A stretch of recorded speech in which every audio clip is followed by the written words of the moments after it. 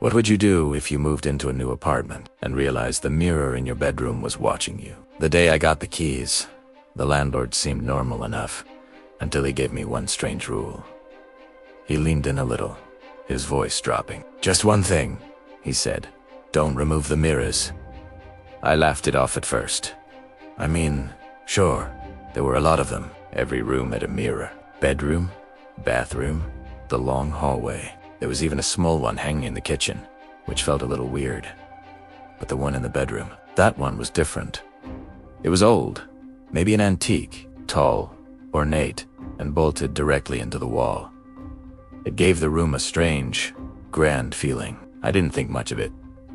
It was just a mirror. The first night, everything was fine. Unpacking, ordering pizza, the usual new apartment chaos. But then, I woke up. My phone screen glowed. 2:17 a.m. I had no idea why I was awake. It was that deep, unsettling kind of waking up, where you feel like a noise startled you, but everything is silent. And then I felt it, that prickly sensation on the back of your neck. The feeling of being watched. I sat up and scanned the dark room. The moonlight cut through the blinds, casting long shadows. Nothing. Just boxes and furniture. My eyes drifted to the large mirror, and that's when I saw something that made my heart skip a beat. My reflection, it wasn't perfectly synced with me. It was a tiny, almost unnoticeable delay. When I turned my head to the left, the me in the mirror lagged behind by just a fraction of a second.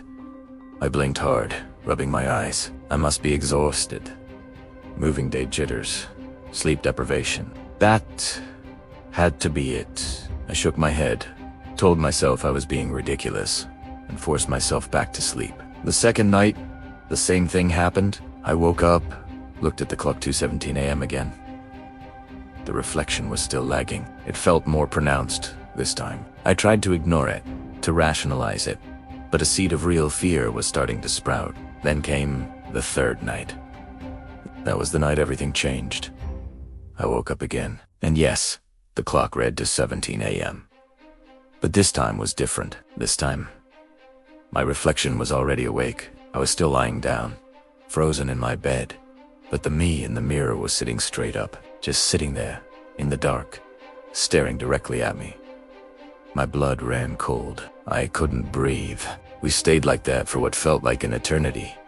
Me lying down, my reflection sitting up, watching. Then, very slowly, its hand began to rise. The reflection's hand. It pointed, not at me, but past me, towards the corner of my room. Behind my bed, my heart was pounding in my chest, a drumbeat of pure terror, against every instinct screaming at me to stay still. I whipped my head around to look. There was nothing there. Just an empty corner filled with shadows. When I snapped my head back to the mirror, my reflection was smiling. A wide, unnatural grin. But I wasn't smiling. I was terrified. The next morning, as soon as the sun was up, I called the landlord. I tried to sound calm, but my voice was shaking. I told him about the mirror, about the reflection. There was a long silence on the other end of the line. Finally, he spoke, and his words made my stomach drop. "You saw it too, didn't you?" He confessed that every single tenant who had lived in that apartment had complained about the bedroom mirror. Their stories were all slightly different, but eerily similar. Some said their reflection would move on its own, making small gestures when they weren't. Others swore it watched them while they slept. He then told me about the last tenant, a young guy, apparently. He had tried to pry the mirror off the wall. The landlord had found the tools the next morning, lying on the floor. But the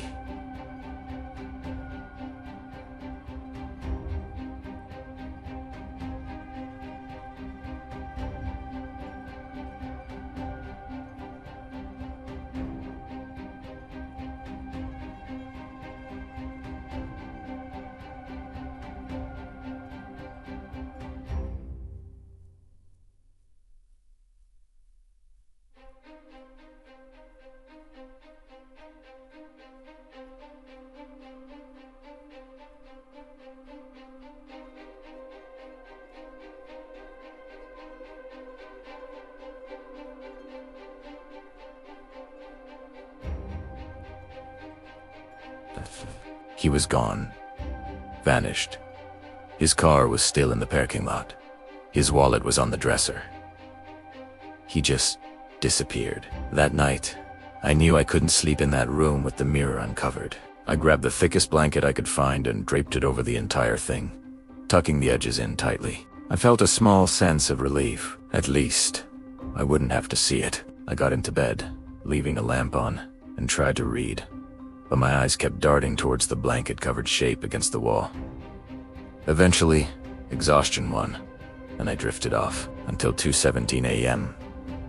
I was jolted awake by a sound that shouldn't have been possible. Scratching. It was coming from behind the blanket, from the surface of the mirror. Slow, deliberate scratches, like fingernails dragging down glass. I lay there, paralyzed, listening, and then a voice. It whispered from the mirror, a dry, raspy sound that was impossibly close. And it was my voice. It said just 3 words, "Let me out." I didn't scream. I was too scared to make a sound. I just lay there, frozen, until the sun came up.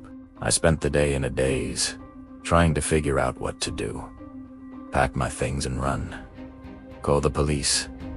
Who would even believe me? As evening approached, I forced myself to walk back into the bedroom Primeda added to know. With a trembling hand, I reached out and pulled the blanket off the mirror, and my heart stopped. The mirror was empty.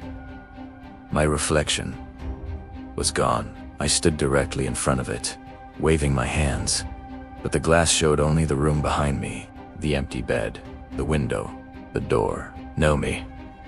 And that's when the most horrifying realization of all washed over me. The reflection wasn't mimicking me anymore. All this time, I thought it was copying my movements. But I was wrong. I was mimicking it. Because the next morning, when I looked in the mirror, it wasn't empty. And a new kind of terror, cold and absolute, filled me. The mirror was showing my apartment. But from the inside, I was looking out from the mirror into my own bedroom, like someone was trapped in there, looking out at me. I could see myself standing there, looking into the glass, but I couldn't control my body. I was the one on the other side, trapped. I spent the day as a prisoner in my own body, watching myself go about the day, controlled by whatever was now wearing my face. I watched it make breakfast. I watched it watch TV, and I knew what was coming. Night. Last night. It made me get into bed. It turned off the lights, and I waited, helpless. At exactly 17 a.m., I woke up, or rather, my body did. It sat up in bed, and I saw something in the mirror. A reflection was finally appearing in the glass with me, but it wasn't my face. It was a pale, terrified-looking man I'd never seen before. It must have been the previous tenant, the one who disappeared. And from inside the mirror, he whispered to me, his voice filled with despair, just for words I'll never forget. "You're the reflection now. Thank you for watching. If you've ever had a strange or unexplainable experience, share it in the comments below. And don't forget to subscribe for more stories. Stay safe out there."